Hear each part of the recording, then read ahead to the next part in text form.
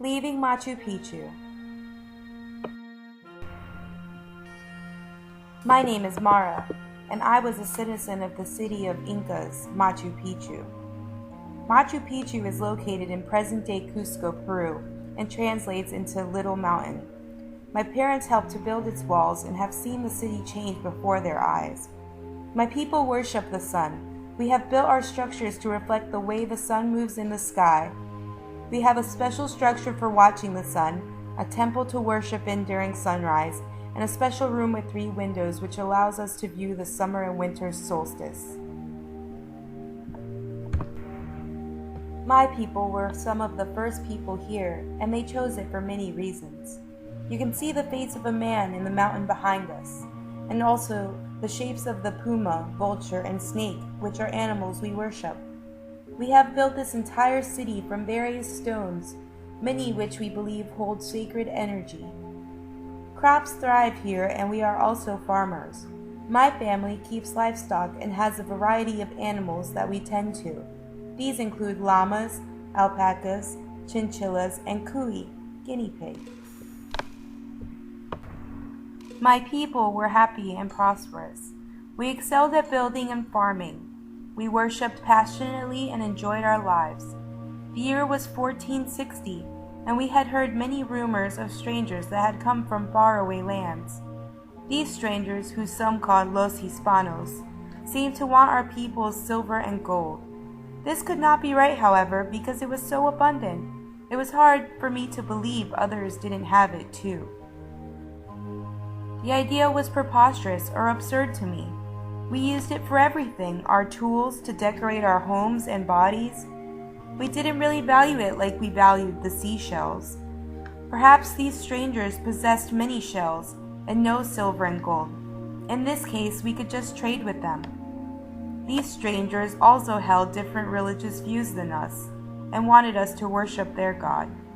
We were very frightened of them and what change they could bring.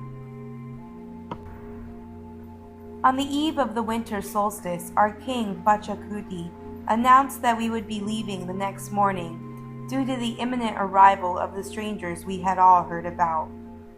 He said these people did not come in peace, and that we would only survive by eluding or escaping the enemy and fleeing our home. We did not understand why we could not stay and how the king knew these people would arrive so suddenly, but we did not question him, for he knew the ways of the sun and was our leader. As we packed up what little belongings we had and prepared for the journey ahead, I reflected. It was a good time for travel as the rainy season had passed, but the 160-mile journey to the Urubamba Valley would be long and excruciating. I already felt pain in my heart at the thought of leaving my home and could not move any faster, even though I knew it was imperative. We had little time now to prepare for what lay ahead. The next morning, I looked around the place I had always felt the safest in, the corner that belonged to me and my family's dwelling.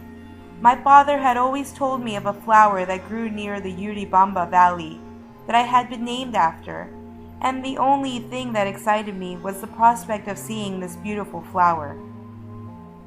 I felt a deep void inside me that would never be filled as my people left the home that they would never see again. Our efforts were futile, useless, and without purpose, but how could we have known? The Spanish conquistadors never found our city. It was centuries later in 1911 that anyone discovered Machu Picchu again. My people moved through the mountains for many months before we finally arrived in Urubamba.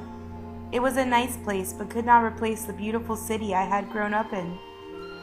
My family put down their roots, and many centuries later, new generations still lived there. Sadly, though, no one ever lived on Machu Picchu again after we fled. Maricuya is the flower for which I was named after. My father had known of the flower in his childhood, as he had encountered it while he and my grandparents journeyed through the Urubamba Valley while trying to reach Machu Picchu for the first time. When he had arrived, it had been nothing but a small mountainside that people had begun to build upon, and this is where he had thought he would spend the rest of his life. As we traveled and began to encounter the beautiful blooming flowers of the maricuya plant, the feeling was bittersweet. I had often thought of what it would be like to finally see the flowers, but had not thought it would be as I fled my home. My father tried to be brave, but I could tell seeing the flowers signified something tragic for him as well. For he was traveling the Urubamba River again for the second time in his life in search of a place to call home. The end. Original storyline and all photos were taken by me, Carolina Thompson. Thank you for watching my presentation.